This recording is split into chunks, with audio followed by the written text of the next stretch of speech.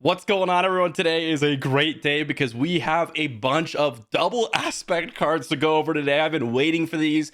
We have a brand new legendary double vigilance card, which I've been waiting for since vigilance is, at least in my opinion, the strongest double aspect card that has basically spawned an entire archetype. I was curious to see what the follow-up to that would be in set 2. Without further ado, let's just dive straight in, guys. If you want to pick up any of the cards here shown when set 2 does come out, which is in a few weeks from now, be sure to use my TCG Play link in the description down below. But we're going to start off with the double aggression card of today. It is Wild Rancor. Now, this one is a 6 costed ground unit, double aggression, 6/8, and he is just a creature. And then also overwhelm when played, deal 2 damage to each other ground unit.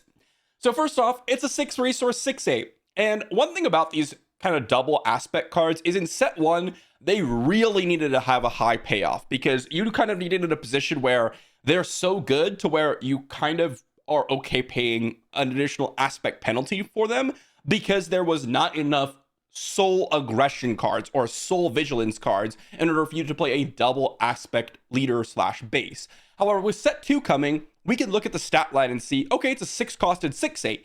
Not like super aggressive for 6. We've seen like 7 6s or 6 7s, but it is very high toughness, more than you would have expected. And overall, 14 stat points at 6 cost is very, very good. It's definitely above average. And that is potentially good enough on its own. Although in this case, we have an overwhelm attached to this and a pretty small little mini wrath, right? Like a mini bombing run coming down with Wild Rancor, which is really, really nice. Now, do I think that this card is exceptionally powerful? Potentially, because with it being a 6 costed unit, that means you can ECL it out, right? And so, well, you could pay this for 8 and ECL this out with Overwhelm. So that could be something that is reasonable, especially since when you're coming down, you're dealing 2 damage. So this could deal some massive overwhelm damage. However, I think the more realistic option, even though it can be ECL'd out, is just to play it as a 6 costed double aggression value creature in potentially a mid-range style of deck. Now remember, this is going to deal 2 damage to each other ground unit, including your own.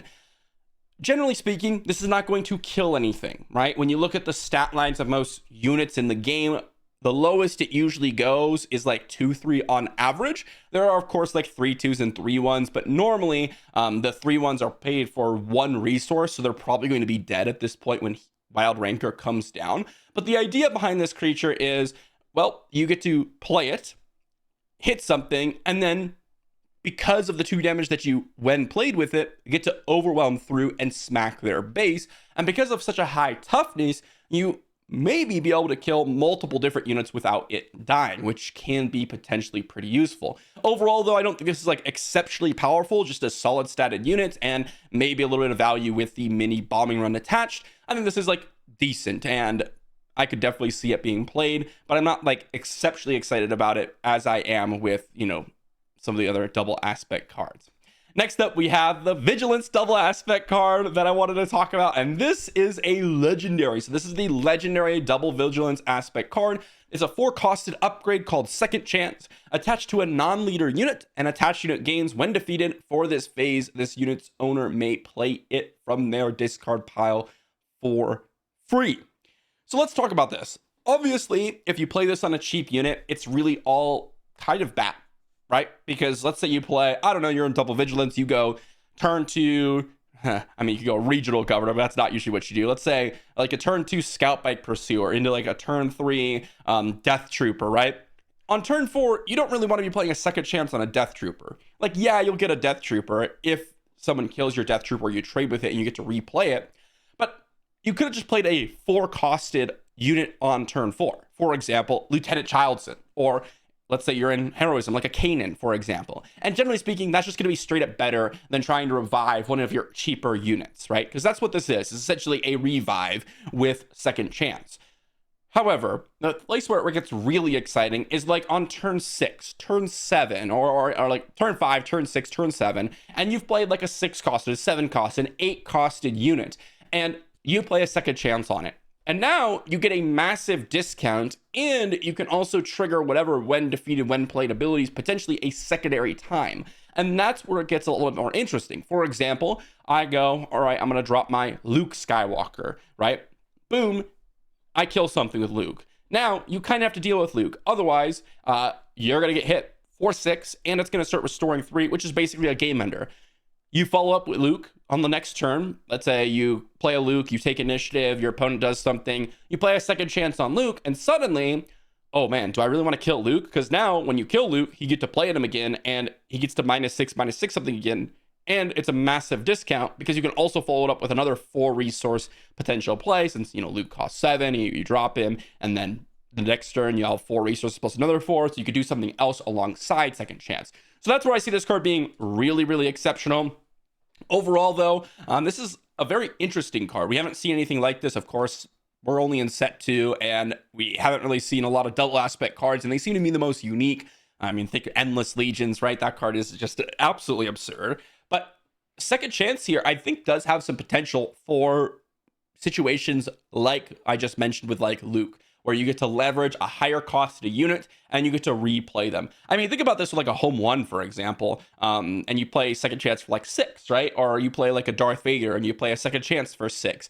There are some options, right, that you can potentially play second chance for 6 resources. I would have loved to see this give like a +2/+2 or +1/+1, and I'd be extremely excited about this, because in that case, it suddenly makes the unit actually have to be defeated, right? Because the extra stat boost makes, you know, one of those later units even stronger, and your opponent can't just let it sit there. Whereas in some cases, if you play a second chance on something, well, there's oftentimes just a good chance that maybe they'll ignore it and try to race you, or it may not be relevant enough at that point. But pretty interesting, pretty unique, and I am excited about it.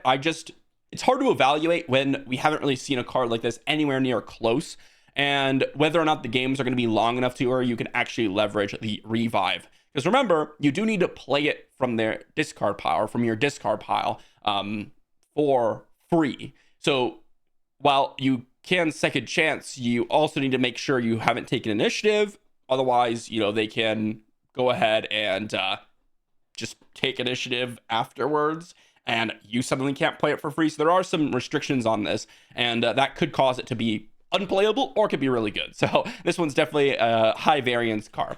But that's not all. We have another card in Apprentice, a 5-costed ground unit in command villainy, a 4/6, so a decent stat line here. On attack, choose an enemy non-leader unit that attacked your base this phase. A friendly unit in the same arena captures that unit. So a few things with this. One, it's a 5-costed 4/6 in Underworld, which could be a relevant tag for certain decks, but a 4/6 is a reasonably statted unit. You know, when you're looking at 4 resources spent, I'm looking at least like 10 stat points. That's kind of what I'm hoping for at the minimum. That's like a base level average unit. I mean, if you think of like 4-costed, you're looking at like a 4/5 Kanan, right? That's like a good stat line. So realistically, I would have loved to see this be like a 5/6 or like a 6/6, right? I mean, if you think Zuckuss, who's a 5 resource 6/6, that's obviously a way better stat line than this, because it will just straight up kill Fett and not die, which I'm sure we'll see a lot of Zuckuss in the next set.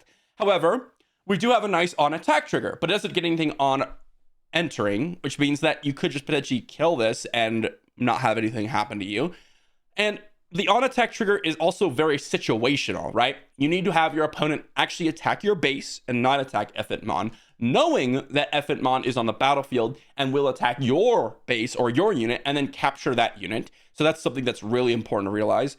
And it's a capture, right? And it's a friendly unit that has to capture it, which means that, well, your opponents can just kill that friendly unit and get their unit back and potentially reset the damage on it, or trigger a when played effect yet again, which is pretty brutal. I suppose it doesn't actually trigger the when played ability, because it's just returns to the battlefield, doesn't actually allow you to play it. But regardless, you're able to get the unit back, and that can be exceptionally brutal, especially when this is kind of your way of potentially trying to control the battlefield, or maybe just try to tempo out your opponent. The nice thing about it, I suppose, is that you can ECL this one out, and this is where I see this being kind of exciting, because you can ECL Fett out after your opponent has hit you, and then you could potentially kill a unit, capture another unit under Fett Mon, and then try to tempo them out in some sort of, aggressively kind of leaning list where you're trying to end the game by turn 4, turn 5, turn 6. Maybe this comes down on like a Boba Fett flip turn and you're Fett Moning ECL so you could clear their board, clear the way for a Boba Fett. And then you can kind of just have Boba Fett carry you to victory, especially since, well, you get to go ahead and ready some resources with Boba Fett and then play like a Boba Fett's armor on Boba Fett and then just have him kind of take over the game. There are some synergies there. I mean, obviously I mentioned Boba Fett because that's like the most popular green leader. I don't even say green leader. I say green leader as in like it's a secondary color because you're playing ECL with it, right? And that's where it becomes interesting. So that's definitely something that you could play. So, I mean, I see some potential with this card, but mainly for ECL purposes. And it's kind of like something that I would play, like a 1 of or 2 of, potentially like a Rook, right? That's how Rook was played. You played him as like a specific ECL target where, okay, I'll have one of these guys in my deck. And if they play something that's like just straight up dicey Rook, then maybe I ECL to Rook and get some value there. But interesting card, definitely an ECL potential option here. But then we have 2 more cards to talk about. Next one is Enterprising Lackeys. And this card looks really good. It's a 4-costed double command card in Underworld or Underworld tag with a 5/5 stat line. And then when defeated, you may defeat a friendly resource. If you do, you put this unit into play as a resource. Now remember, it comes into as a resource exhausted, so you can't immediately use it. But then it also has Smuggle, 6 and double command. This is a really, really interesting card. For one, it's a 4-costed 5/5. And that might just be good enough to be played. If you look at the 4-costed units, as I said, a nice stat line is like a 4/5. And we do see a decent amount of 4/5s, right? Think about like, Kanan is like one of the biggest ones in heroism. But you have like Bosk even coming down at 5, and this doesn't even die to Bosk. Or you have, a bunch of other 4/5s just randomly skittered throughout the game. You also have a bunch of 4/4s like K2SO. You have things like, I suppose 4-Lob at this point. You have things like modded cohort that attacks as a 4/4, and this survives all of it and has an additional power. This I see just being a very aggressively slanted double command card. And the deck that I'm kind of excited about for this is potentially some sort of, value train leveraging the 5/5 body and potentially like a ramp deck, right? You go turn 2 price on your head or turn 1 price on your head, turn 2 kill something, get a ramp, get your Enterprising Lackeys out, and then suddenly, because you've ramped and you have Enterprising Lackeys, you can continuously replay this card over and over. So I'm thinking like double command Palp, right? Double command Palp, you ramp in the earlier stages, you get this down as a 5/5, which basically trades with everything, which is kind of what you want to be doing anyways. And then in the later stages of the game, you can just keep replaying this, because there are some situations in ramp decks where you end up out of steam. And you can also resource this early, right? And then play it as a 6-costed 5/5. And that's not exciting by any means, but it is pretty nice. And of course, it can be ECL'd out, and double command, that's pretty relevant as, you're going to have ECL most likely in a lot of the double command decks. So this card looks really, really exciting, and I'm excited to try it out. It also looks good in Underworld decks too, so we'll see. I'm not 100% sure which kind of leader fits best with Enterprising Lackeys outside of the ramp traditional leaders, but maybe we see it in some sort of Boba Green Shell as just a straight up 4-resource 5/5, right? It does have Smuggle, which is a keyword. Keep that in mind. Next up, we have a last card on our list, Altering the Deal. It is a 1-costed villainy event. Discard a captured unit card guarded by a friendly unit. This is really interesting, actually. And the main purpose for this is to permanently remove something from the battlefield with one of your capture cards. You go capture unit or play a unit like Fett Mon, you capture something, and then you alter the deal, boom, take that card and actually put it in the discard pile to remove it forever. So this is a card, again, that I see potentially working in Boba, right? If you go like turn 4, you play your Boba Fett, or maybe you just go ahead and ECL out F it Mon, you trigger your Boba Fett's effect, you exhaust your Boba Fett, you get one resource, you can go and alter the deal, get that card into the discard pile, and then you can deploy Boba, go ahead and ready 2 more resources. Anytime I see a 1-costed or 2-costed event, I'm looking at, okay, is this good in Boba? That's the first thought I always have. And well, we're seeing a lot of green and a lot of yellow potential kind of capture or temporary removal spells or events or upgrades. And well, altering the deal kind of makes some of those permanent. And the question is whether or not that's actually worth it. Like, are you going to be playing enough capture cards in your deck to where when you draw altering the deal, you have a good chance of actually being able to use it, right? Because if you combine 2 cards, and you get to remove anything for like 4 resources, for example, because a lot of the capture cards are 3 resources, that could actually be pretty reasonable. There are also some cards that are just units that can capture a unit, and then between that and this, you actually kill something, which is kind of interesting. The only downside of this is it requires 2 cards, right? So it's a 2-card combo essentially, but there are a lot of cards that work with this. So it could be like, 8 copies of capture card or 9 copies of capture card, and then 3 copies of this, and then you have to draw this with your capture cards. So that could be potentially good, but I'm not 100% convinced about capture cards just yet. And I'm hoping that this card actually does have a place in the meta because I think it can be pretty interesting to use. I just don't know if capture is really going to be a mechanic that ends up being exceptionally powerful. The decks that I see it being really good against are like aggro, and well, if you're aggroing, or you're against aggro rather, and you capture something, chances are they're not going to want to trade damage that they could have done to your base to try to kill your unit, because they can usually only kill it with like direct combat damage. And so this event is kind of unnecessary, right? And if you're against like a mid-range deck or control deck, they usually have removal cards in their deck that can get rid of the unit to get back their unit, which means that altering the deal, yeah, it could work against them, but well, that requires 2 cards now. So you're down a 2nd card against a mid-range or control deck, and that could be devastating as well. So we'll have to see, but I'm excited about an event like this. I think it's pretty unique and ends up kind of switching up the capture game quite a bit. By the way, this was posted by Roll for a Crit. I'll leave a link to this video down below if you guys want to check out the video. But that is all the cards we have for today. A bunch of double aspect cards, double green, double red, double blue, all mentioned today. A couple rares, a legendary, and second chance. The card that I'm most excited about, I think, out of this entire category, is probably the Enterprising Lackeys, right? 4 resource, 5/5, that's a pretty strong stat line. And the fact that you can just continuously replay it, essentially by defeating your resources, but that's fine because you'll replace them with the Enterprising Lackeys, is kind of crazy, right? I think Wild Rancor has a chance. It's just a really nice stat stick with Overwhelm. I don't know if the Wind Blade is actually good enough to actually kill anything or be extremely relevant, but maybe it'll, ping down like a Ray. That's a 4/7, and now you can kill it with your Wild Rancor. So there's definitely some options there.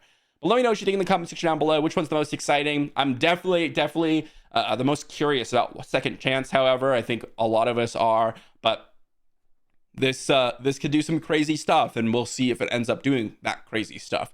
Thanks for watching, and I'll see you all for the next one.